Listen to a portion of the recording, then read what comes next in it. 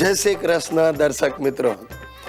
આજકાલ આ ગુજ્જુભાઈ ગિરીશ કુમારના ઘરમાં શાંતિ છે. જોકે આ કદાચ તોફાન પહેલાની શાંતિ પણ હોઈ શકે. દરિયો હંમેશા ઘૂઘવાતો જ સારો લાગે, એ રીતે હું ને સુશીલા ઝઘડતા હોઈએ તો જ સારું લાગે હે ને. પણ ભગવાનની કૃપાથી વાતાવરણ બહુ મજાનું છે.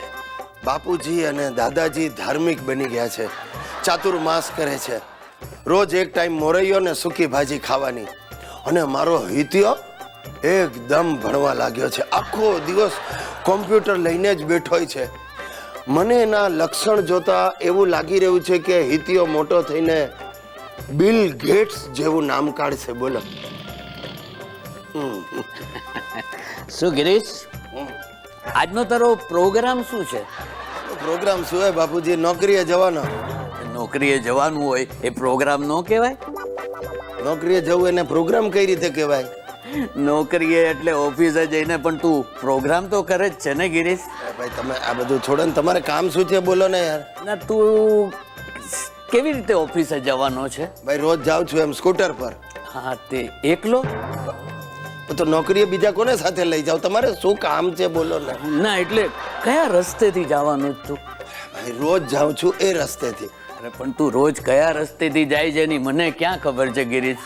સેટેલાઇટ થી, રિંગ રોડ થઈ, સ્વસ્તિક 4 રસ્તાથી દિલ્હી દરવાજા જવાનો છું. તો હું એમ પૂછું છું, વચ્ચે પાલડી આવે? કેમ આમ કરો? તમને ખબર છે ને આ રૂટ પર પાલડી ના આવે. તમારે કામ શું છે બોલો ને. મારે પૂજાના ફૂલ અને આસોપાલો પધરાવાના છે પાલડીના ફૂલ પરથી. અરે પણ તો આટલી લાંબી MP3 વગાડવાને બદલે સીધું કહી દેવું તું ને, તમારે પૂજાના ફૂલ નદીમાં પધરાવાના છે. હું ઇન્કમ ટેક્સ પુલ પરથી પધરાઈ દઈશ. નહીં ગિરીશ, ઇન્કમ ટેક્સ ના પુલ માટે મારા મનમાં થોડો વહેમ છે. અરે સેના વેમ છે પુલના? નદી તો એની એ જ છે ને. ચાલો વળતા પાલડીથી પધરાવી દઈશ. ફૂલ આજે નથી પધરાવાના.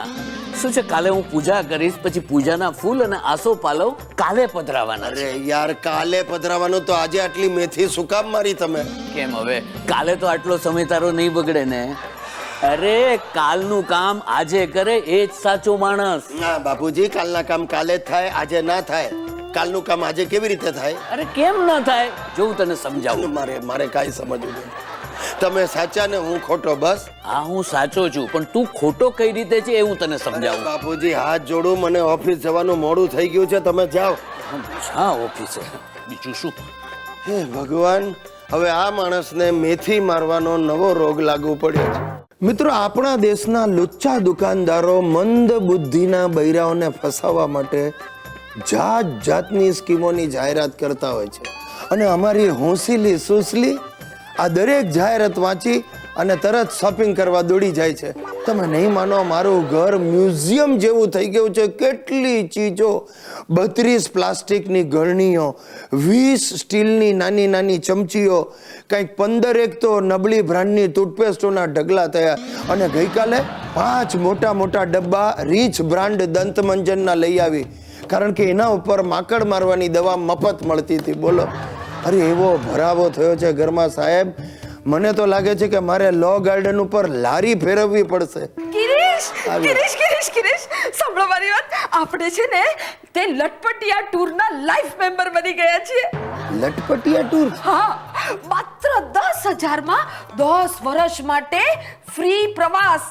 10,000 રૂપિયા તું ભરી આવી? હા તો ભરી આવી ને. અને આપણે સ્કીમના પહેલા પ્રવાસ માટે ગરોળી પાર્ક જવાનું છે. ગરોળી પાર્ક?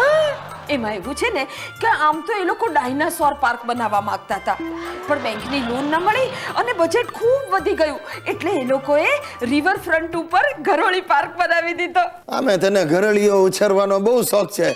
અરે ડોબી, આ સ્કીમના નામે તું લૂંટાય છે એનું તને ભાન છે? હા છે.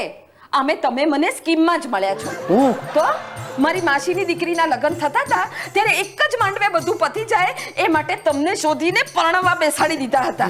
ભગવાન,